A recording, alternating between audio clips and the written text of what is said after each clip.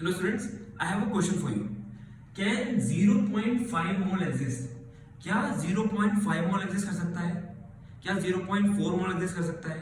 क्या मोल whole numbers के सिवा 1 2 3 4 के सिवा डेसिमल्स में भी एग्जिस्ट कर सकता है? आइए जानते हैं। बेटा एक मोल कितने एटम से कितने मॉलिक्यूल्स का मिलकर बनता है?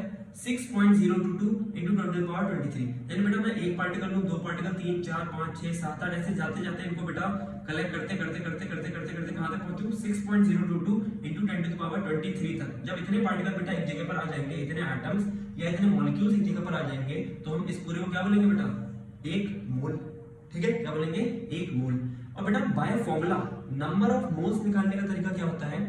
Given mass of substance upon mass of 1 mole of substance.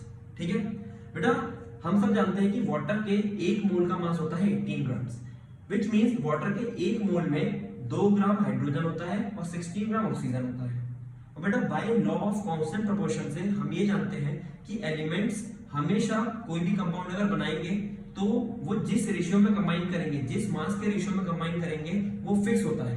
बेटा वाटर के लिए अगर 2 ग्राम हाइड्रोजन 16 ग्राम से कंबाइन करता है तो 1 ग्राम हाइड्रोजन 8 ग्राम ऑक्सीजन से कंबाइन करेगा, 3 ग्राम हाइड्रोजन 24 ग्राम ऑक्सीजन से कंबाइन करेगा and 4 gram hydrogen 32 gram oxygen से कंबाइन करेगा।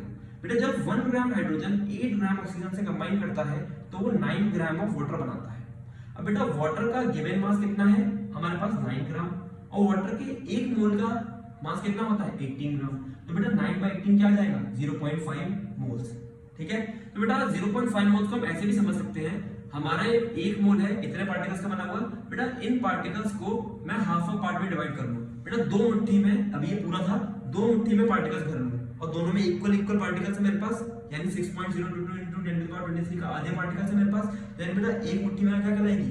0.5 मोल। तो बेटा इसी तरीके से 0.5 मोल, 0.4 मोल, 0.3 मोल यानी मोल डेसिमल में एग्जिस्ट कर सकता